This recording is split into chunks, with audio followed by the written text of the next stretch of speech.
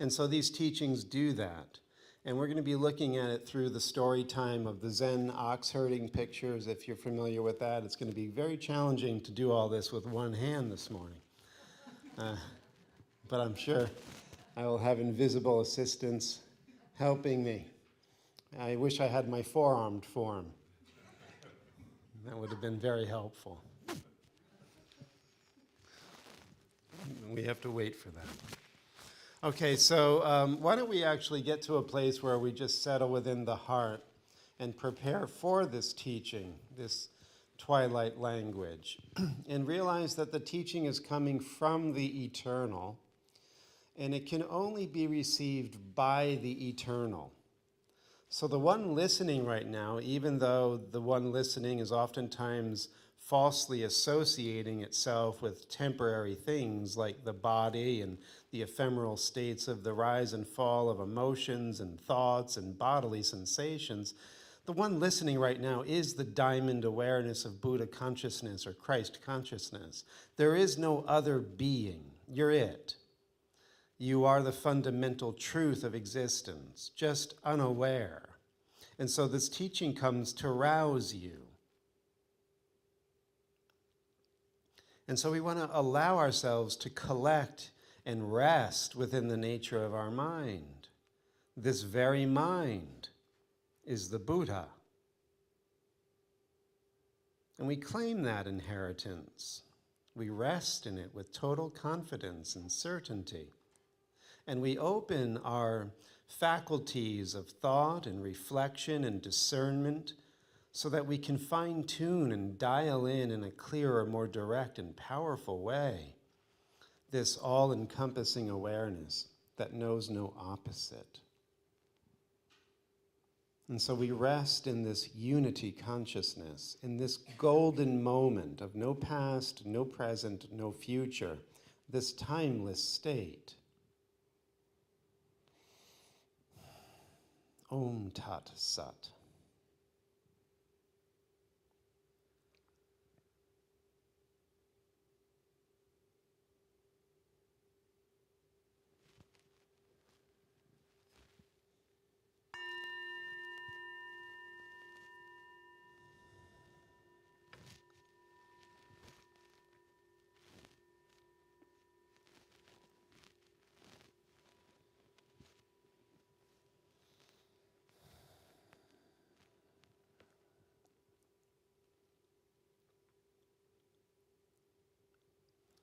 And so even now, as we begin to move back into the conceptual, into the symbolic, into the linguistic, we don't lose touch with the ground of being, with this primordial awareness that is ever present, ever wakeful, ever watchful, even in confusion, even in troubled states. Your awareness is unwavering. It's always aware. It could be aware of confusion, it could be aware of sickness, it can be aware of trouble, it can be aware of lack. Whatever the ephemeral changing state of what you're being aware of isn't the real. The one who's aware is the real. Who is that? That's what we're here to uncover. And as we've been saying, that we uncover it through this twilight language, this symbolic or mythological language. So if you're familiar with the pioneering work, pioneering in the West, really, of Carl Jung and later on Joseph Campbell, it's just full of surprises here this morning. This ever-changing panorama of entertaining effects. Joseph Campbell, Carl Jung, they were in many ways restorers for the Western mind of our mystical past, right? They brought back this mythological language of alchemy and magic and gnosis, the deeper states of Christianity that were lost and forgotten. This was all brought back into our experience through much of the work of Jung and Campbell. And why I bring them up here is because in order to enter into this inner communion with your own depth, you have to begin to recognize that where we are as a Western culture now is in a state of disenchantment. We're living in a disenchanted nature, a nature that is really referred to as a flat land. There's no depth and there's no height. There's just the material reality. And the one that experiences it, you as the experiencer, as the, body of the Western intellectual culture that we're in now, you don't matter at all. You're just psychochemical processes that arose by accident through a long process of evolution. And when your body computer's done, you're done. You go black and you never come back. And there's no afterlife. There's no God in the sky. There's none of that. We've gone beyond that now. We're much more sophisticated. We have done away with the old myths and the silly superstitions of our childish past. We're not there anymore. We're, 21st century people, full of endless neuroses and troubles and pharmaceutical addictions and senses of loneliness that can never be quelled, and a culture that seems to be spiraling quickly towards the center of a black hole, a drain of despair. Don't give me a mic.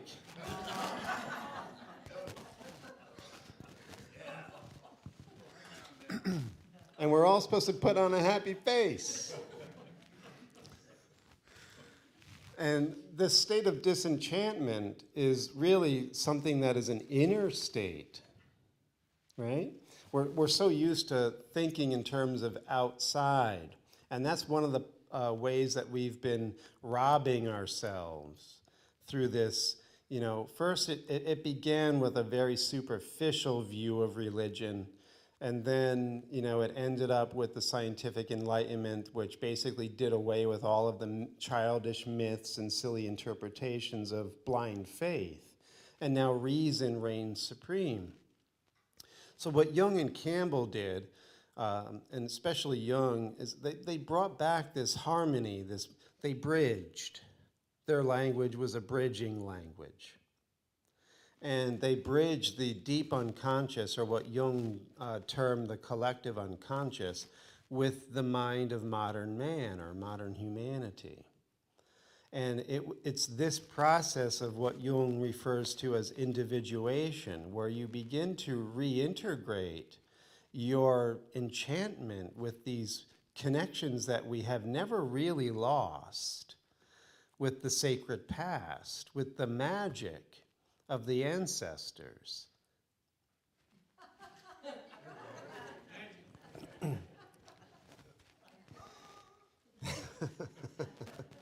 It's always on cue. Excellent. Can I go back to using my... Okay. This has all been rehearsed, by the way.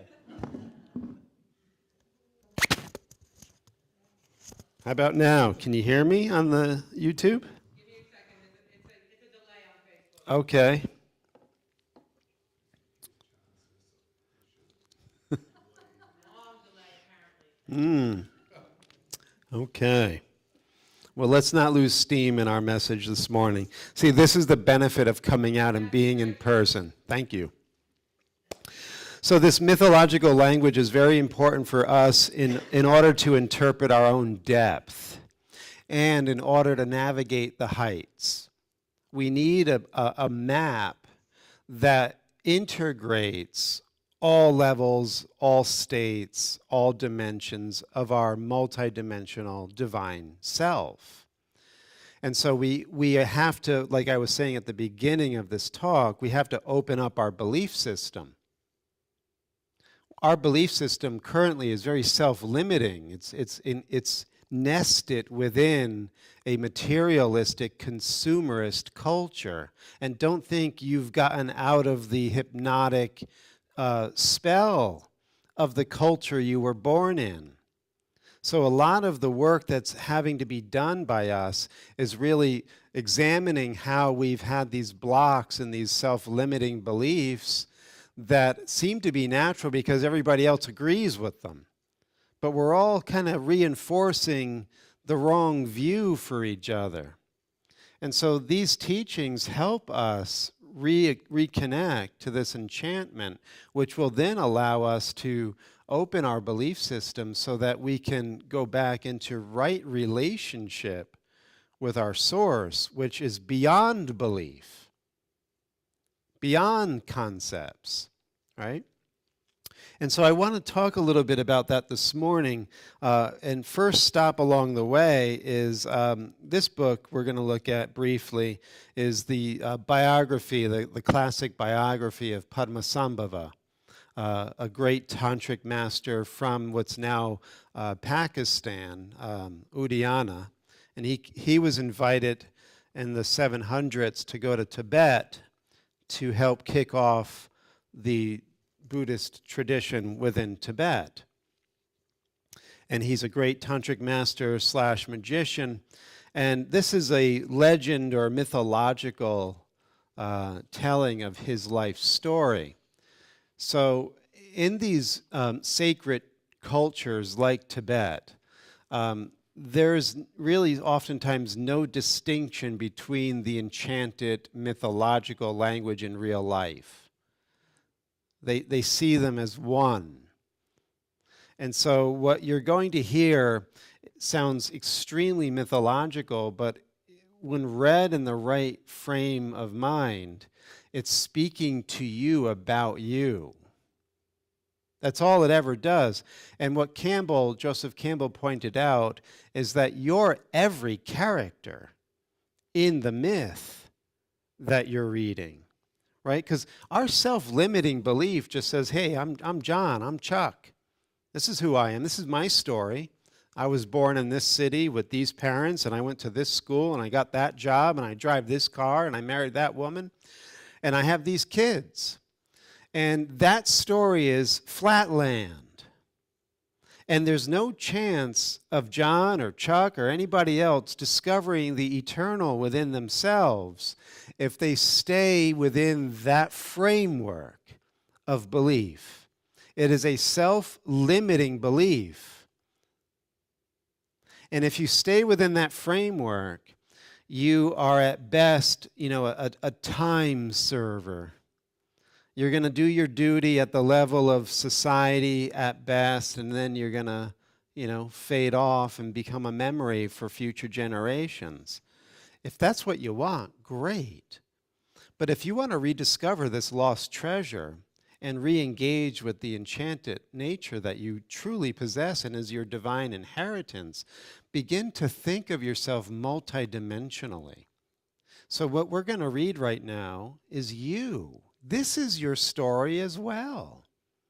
And so the game that we're playing is how do we integrate our life story at the flatland level with this multidimensional kaleidoscopic story of our multidimensional soul.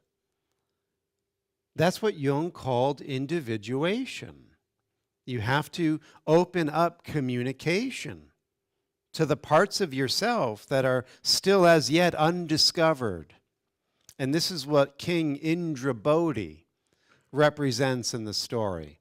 Indrabodhi is the king of Udayana, and he's out on a battle campaign with his troops, and he's going through this enchanted forest, and he comes upon this little 8-year-old boy sitting in the middle of a lake on a multicolored lotus, meditating. And you could just begin to feel you're transported across the threshold into this enchanted, magical realm. And it's a part of your consciousness. That's what's really important. See, a lot of the times we're seeking this through the DMT trip or the LSD trip or the psilocybin trip, or we're doing this through breath work or extended retreats. We're trying to alter the state of our consciousness and rediscover this magic and the communication that we have within these magical dimensions of life. So you can do this right now by opening up your belief system, relaxing your mind, and saying yes to the transmission that's coming through for you right now. So Indra Bodhi is the king, and it says, as he's going through this land, on an island in the ocean grew a multicolored lotus flower, upon which sat a little boy child, only 8 years of age, beautiful to behold, ornamented with the major and minor marks. Those are the bodily signs of a Buddha, an enlightened or awakened being. And he's holding a Vajra, which is a ritual thunderbolt implement, and a lotus in his hands. Seeing him, the king and his retinue were struck with wonder, and the king asked the little boy child, who is your father? And who is your mother? What is your caste? And what is your country? What food do you live on? And what is your purpose here? Right? So remember, King Indra Bodhi represents the mind of the seeker, right? You could say you, as you know yourself right now in the story. And he comes upon the eternal child, his Christ nature, his Buddha nature within this mythological story. That's you as well. It's just a you that you haven't integrated or really known yet. So now listen to the reply of Padmasambhava, this little 8-year-old boy. It's wonderful. My father is the wisdom of spontaneous awareness. My mother is the ever excellent lady, the space of all things. I belong to the caste of indivisible space and awareness. I have taken the unborn Dharmadhatu as my homeland. We'll go through this. I sustain myself. So he's going to tell you what his food is. I sustain myself by consuming the concepts of duality. My purpose is the act of killing disturbing emotions. So this is the nature of the awakened mind, right? Your Buddha potential, your Christ potential. Spontaneous awareness, right? The wisdom of spontaneous awareness. In other words, there's never been a time that you haven't had this wisdom. You have this wisdom. You don't have to go finding it. Your very awareness is this wisdom. But the wisdom's been clouded over and confused with identifying with your lust and your fear, your past, your stories, your self-limiting beliefs, your disturbing emotions. This gets on the mirror of your mind and it blocks you from feeling and knowing the spontaneity of your ever-present wisdom. Right? And then he says his mother is the everlasting lady, the space of all things. In other words, the vastness, this ever-pregnant quantum vacuum that is giving rise to everything all the time. And as Tartang Tulku had said so nicely, he says the real nature of reality, if you look deeply, is space projecting space into space. In other words, you're the ocean and the wave, but the wave is the ocean. And your very nature is the vastness of space. If you were to really look into your atoms and your quantum particles, and there's more space in you than matter. And so you're vast. And there's no place where you start and the outer world stops, and there's no place where the outer world stops and you start. It's one space. Our self-limiting beliefs have walled us off. That's all that's going on. It's an optical illusion. You with me? So that's why he says, I have taken the unborn Dharmadhatu as my homeland. In other words, he's not in time. He's in the timeless dimension of eternity, which is always this instant. He's never born and he doesn't die. That's his homeland. It's a place he's never left. He can play with forms.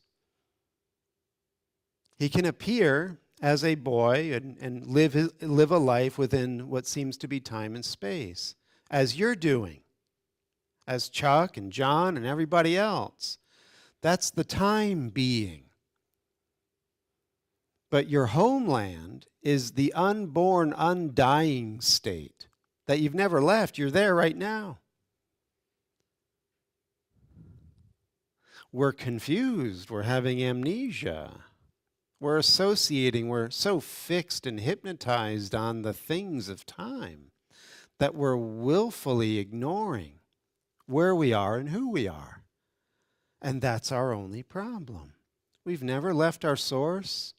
We are as unified and integrated with the vast space or oceanic presence of God as we ever have been. Our trouble are these concepts of duality. Like and don't like, lust and fear, me and them, you and her. All of these dualistic concepts must become our food. We have to eat them, masticate, chew on them, and dissolve them. No longer identify with them. That's if you want to wake up. And then he says, finally, my purpose is the act of killing or dissolving disturbing emotions. And that's where we're going to actually continue on in our conversation this morning. Disturbing emotions like anger and lust.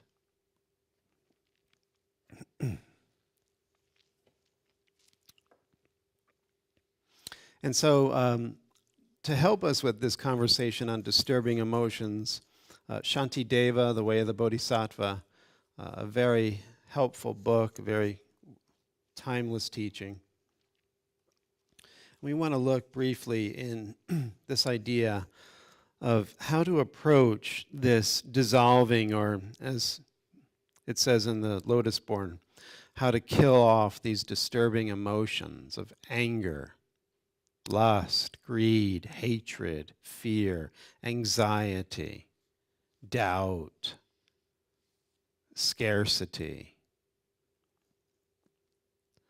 So Shantideva says, anger, lust, these enemies of mine are limbless and devoid of faculties. They have no bravery, no cleverness. How then have they reduced me to such slavery? Right. So you're the timeless, spaceless, enlightened being and having an identity crisis. And the identity crisis is we have identified with the lower mind that sees itself as the body. And this lower mind is propelled by the impulses of desire and aversion, lust and greed, attachment and aversion. That's how we work. It's a binary system. It's in the amoeba and it's in man. You like some things, they're good, they're attractive, they're pleasurable, you go towards them. You don't like other things, they're toxic, they're poisonous, you move away from them. And your reality is just what your scale of desire dictates. So your mind is literally a slave to your desires. What you think is pleasurable now, you'll call good. What you think is unpleasurable or displeasurable, you'll call evil. Now, think back over your life. Hasn't your pleasure and pain concepts changed? What was pleasurable at 5 is no longer pleasurable, and what was displeasurable at 8, like maybe trying to smoke a cigarette or something, is now pleasurable. These things are always changing, which means that your desires never give you reality. They just give you fantasy. And so for many of us, we are hooked by the nose and pulled along by our desires. And we are a slave to our desires our whole life. Check it out. Do some introspection. Your desires can be sophisticated. I'm a Democrat. I think you have a right to choose. Oh, yeah, I'm a Republican. I think abortion should be illegal. I hate you. You make me angry. And you're an it now. You're not a human being, definitely not an American, and you should be censored. You shouldn't have a free voice. So you could see how we've made this sophisticated, but it's still the hook in the nose. You're still a slave. And you'll always be a slave when you identify as the limiting self. And so he says, how have these enemies of mine taken total control? They dwell within my mind, and at their pleasure injure me. All this I suffer meekly, unresenting. Thus my abject patience, all displaced. In other words, we don't get upset about this. We actually say, to desire and anger, what's up, guys? What are we doing today? What are you guys going to show me? We have no resentment to these inner enemies. We don't even know they're there. We think it's us wanting and not wanting certain things.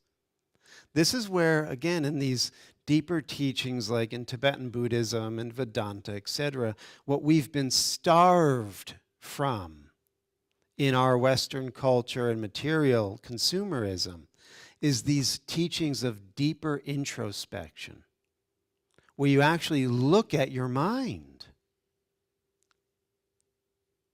And if you start to look at your mind, you can see in our culture, we are in this endless adolescence. We're like little children chasing after glittery things.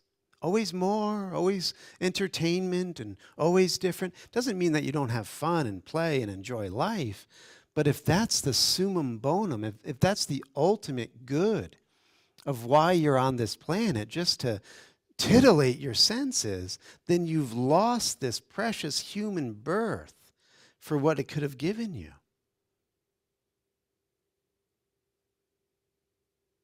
It's time we grow up. And we grow up by turning our attention on the mind itself and begin to look at what drives us. And it's never what's done out there. This is what Shantideva was getting at. These enemies of mine are not people. They're not Republicans or Democrats. They're not atheists or Christians. They're my own disturbing emotions that dwell within my mind. And I give place to them. I don't have a problem with them. And then he says, I'm patient with them. And this is a complete displacement of what should be going on. According to Shantideva, we should be very impatient to tolerate these disturbing guests.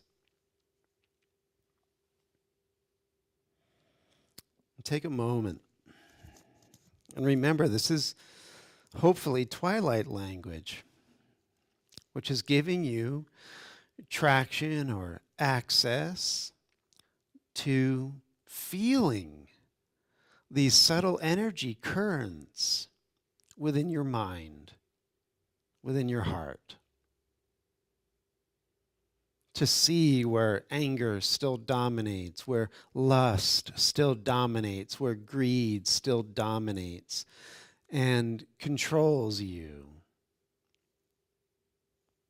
And not to make yourself feel guilty, but to recognize your inner need now to redress this situation.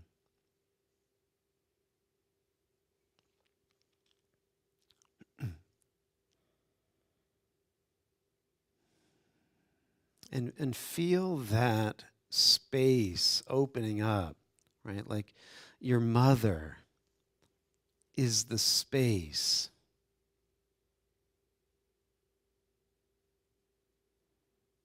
So it's like you want to rest on your mother's breast right now, to feel her heartbeat, to feel the comfort of this deeper, vaster being that gave birth to you. And that soothes you and calms you from these feverish feelings and drives.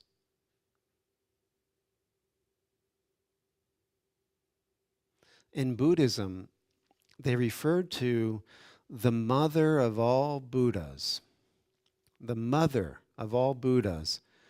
And what they're getting at, what is symbolically meant there, is the prajna paramita, the wisdom that goes beyond, right? So this mother of yours, as you rest in her breast and allow these caresses and nurturing currents of energy to come in, will open you up. All you have to do is rest in the nature of your mind. And if you're not opening up with the mother's love, watch that. Be aware of the restriction within you. And as you watch it and feel into these restricted emotions, these fears, these traumas and wounds, they begin to actually relax. And you'll begin to feel as if the mother's love is meeting you there.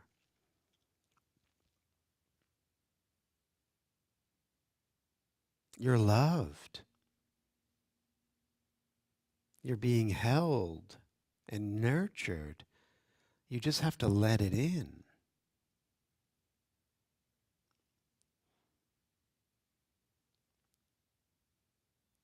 We can't let it in if we're driven or enslaved by lust and anger. We literally don't want it when we're driven by lust and anger. We want fantasy. We don't want reality. We don't want the mother's love. We want our fantasy. And we don't realize that as we keep chasing after these desert mirages and never find what we think we're going to find, we get further and further away and tired. And what this is called in Buddhism, samsara. It's repetitive history. You keep repeating these patterns of seeking but never finding. So this idea is come home in this moment. Begin to master lust and anger. So more on that idea of mastering lust and anger and having a deeper insight into the nature of such. This is Patru Rinpoche's commentary on the Way of the Bodhisattva. And if you're interested in any of this, I mean, sometimes I feel like I'm going total geek on you. But Patrul Rinpoche was a great Tibetan master who lived in the 19th century or 1800s. There's a great book written about his life called The Enlightened Vagabond, if you want to listen to that or pick it up. He literally was a vagabond. He would wander Tibet, and everybody thought he was a beggar and homeless, and he was the most enlightened being. And his number one text was The Way of the Bodhisattva, cultivating wisdom and compassion for all beings. And so this is his commentary that he gave to his spiritual son, Kunzang Pelden. And I just want to share a little bit with you of Patrul's words. We are slaves to our desire. We are slaves to our aversion, to the point where we do not even shrink from actions that will cost us our lives, right? Taking too many drugs or, whatever, like jumping out of airplanes, whatever that may be. Powerless, we do not even shrink from actions powerless, we are at the beck and call of our emotions, which torment us with the sufferings of slavery. And these emotions have no dwelling place other than the temple of our own minds.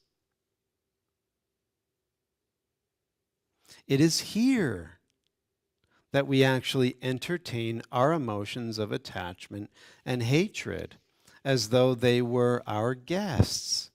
We are their slaves and lackeys. Whatever they want, we enthusiastically accomplish, even though by way of recompense, they harm us unrestrainedly at their pleasure, in this life and in future lives. Yet we bear it all. We put up with these afflictions, our enemies, without the slightest resentment. This is the sort of patience we have, completely abject and wrong-headed. It is an object of contempt for the Buddhas and their bodhisattva children. And then he says, but however much he serves his enemies, speaking to all of us, however much we serve our enemies, the afflictions, our craving, hatred, ignorance, and the rest, and yield to their demands, not only will they not show us any favor or give us any help, but they will drag us down to grief, both in this life and the next. We must therefore repudiate them instead of aiding and abetting them. Right? Anger and lust. Now, I do want to say this in two important parts to consider here. When we look at the anger and lust that drives our lives, we oftentimes think that if I get rid of them, I get rid of anything that's going to bring pleasure and joy to my experience in life. Like, I'll just be this zombie character. But it's not the case. You would uncover this deeper, blissful nature. And what you'll find is like attracts like. So if you uncover this deeper, blissful nature, you'll find others that match your frequency. And they come in as friends and romantic partners and bosses and everything else. But if you are staying within that realm of being the slave of lust and desire, like attracts like still. And if you're driven by your fantasy of what's in it for me, what do you think you're going to attract? Who do you think you're going to partner with or befriend? Somebody who thinks, what's in it for me? And you cannot have a relationship, whether a friend, a romantic partner, anyone, when it's based on selfishness and self-gratification. Because you're both looking to use the other person to get your needs met. Your needs matter more than theirs. And therefore, you're going to want to take more than give. And when you have relationships based on that, when maybe even your giving is a disguised form of taking, you'll never find happiness. Because lust and greed are not your friends.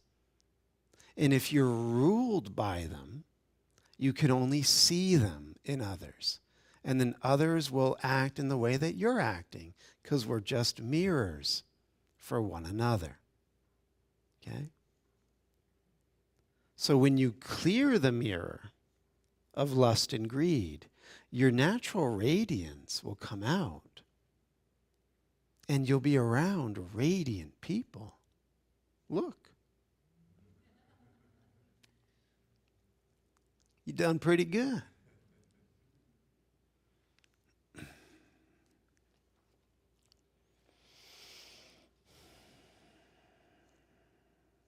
Last thing from Patrul. Our negative emotions are like jailers that imprison us in the three worlds of samsara. It is they that allow us no escape. It is they that appear to us in the form of the killers who slay us in the hell of reviving and the other infernal states. So in Tibetan Buddhism, there are 9 hells in varying degrees of intensity. The reviving hell, you might have gotten this when you read the Celestine Prophecy books. The reviving hell is you go into that afterworld state and, like, say you murdered somebody. Well, you keep getting murdered. And it just keeps repeating. You revive from being killed or whatever it is, and then it happens again. It's a reviving hell. And so he's saying basically that you take your state of mind with you. So don't think that if you're not awake here, that when you drop the body, you're suddenly awake on the other side. No, you take your state of mind. And he says if you're still carrying lust and anger, you'll take that lust and anger into the after-death state. And it will be like a bad acid trip, he says. That your lust and anger, as they were taking forms here in your earth experience, as people and partners and situations and events, when you go into the altered state of your post-mortem, they will too arise as creatures within the nether worlds or infernal realms. That's what he's saying. You never leave your state of mind. And your outward experience is always connected, caused by your inner state. Too heavy this morning?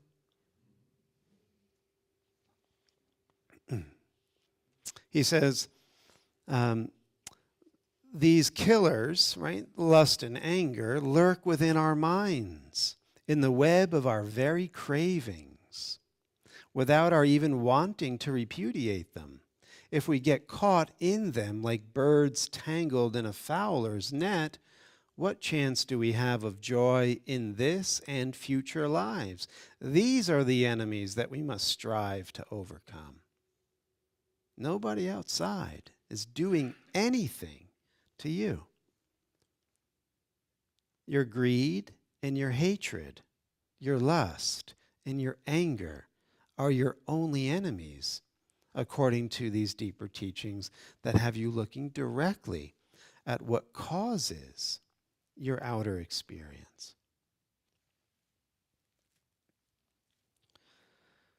Whew. We're racing up the mountaintop today.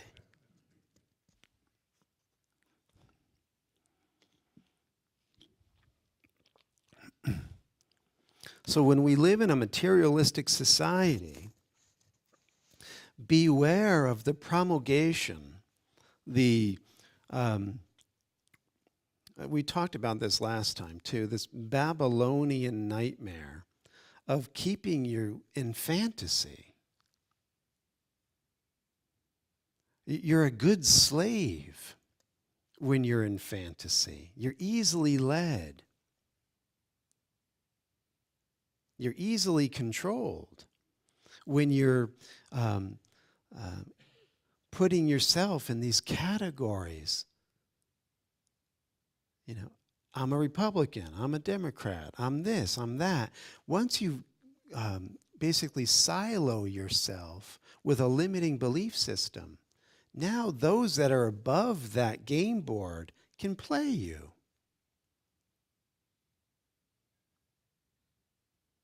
They are simply an outpicturing of the fact that you've just allowed yourself to be enslaved by limiting beliefs and disturbing emotions.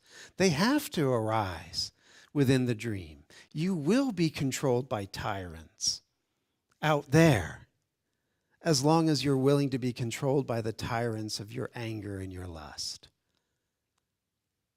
That's the real brunt of this message this morning. Don't think that you can get rid of the problem by revolting against the tyranny out there. Because wherever you go, there you are. You're manifesting it. You deserve the government you get, as Plato said. Don't worry, Lee. I'm not going full political here.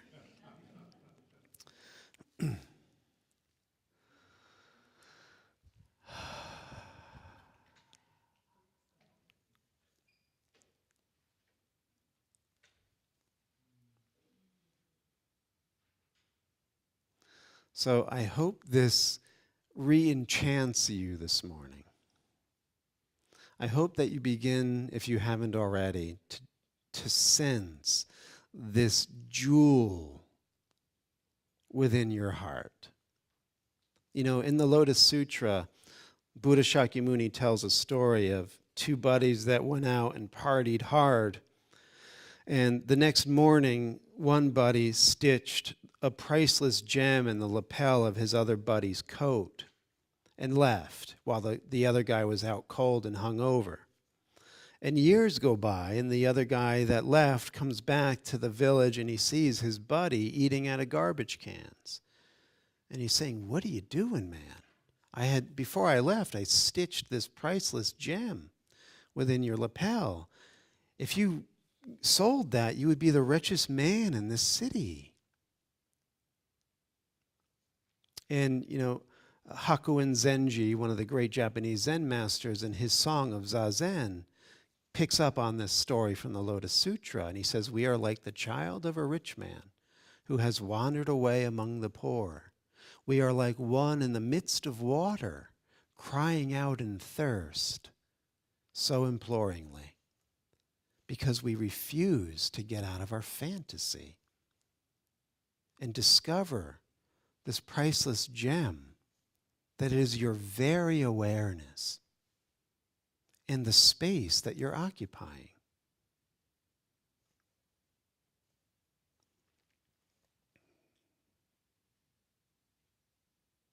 So the final thing that I'll say in all of this is, how do you make the connection?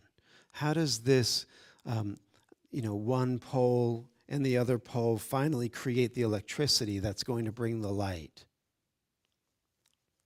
You want to see this in everyone. You want to give this to everyone. This is the way of the Bodhisattva. Not what's in it for me, but what can I do for you? How can I bless you? You can't be ruled by anger and lust in that equation. How can I serve you? How can I help you? How can I donate my time, my love, my energy to you? And if you begin to change that framework into that bodhisattva, your selfish framework, into the framework of the self-giving, watch what happens in your life. It's the great alchemy. The light will go on. You will open up the storehouses of heaven. You will discover the hidden gem. But you have to give it first in order to get it. That's the way of love. So speaking of giving, Blue bag's going to go around. If you're joining us on Facebook or YouTube, we thank you for your generosity by clicking the link below and donating to the 8 a.m. service. We appreciate your support and your love. Anybody want this microphone? Thoughts, questions, ideas that you'd like to share with all of us?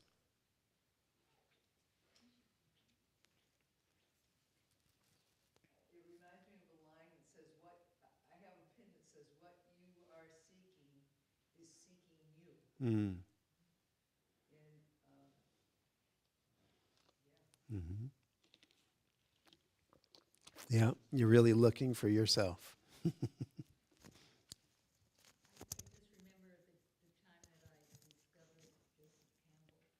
You remember the time you discovered Joseph Campbell?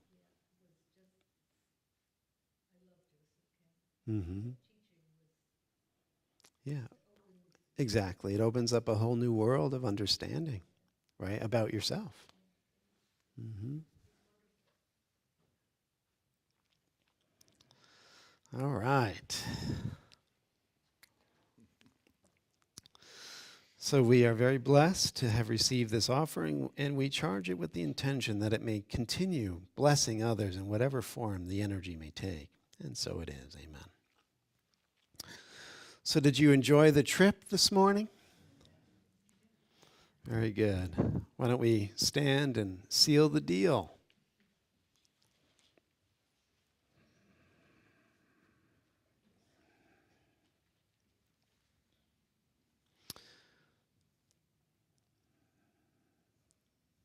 Thinking of this prayer from the Upanishads. Lead us from the unreal to the real, from darkness to light, from time-bound consciousness to the timeless state of eternity, from death to immortality. Om Shanti, Shanti, Shanti. And as we rest within this timeless state, with a belief system that is open and porous and luminous, we know that the light of God surrounds us. The love of God enfolds us. The power of God protects us. And the presence of God watches over us. Wherever we are, God is. Amen. Thank you, everybody, so much for being here. Course in Miracles tomorrow night, 7:15 p.m. And if you want to join us for Seth, we're doing a new Seth book. See me after. I'll give you more info. Bye. You all come back now.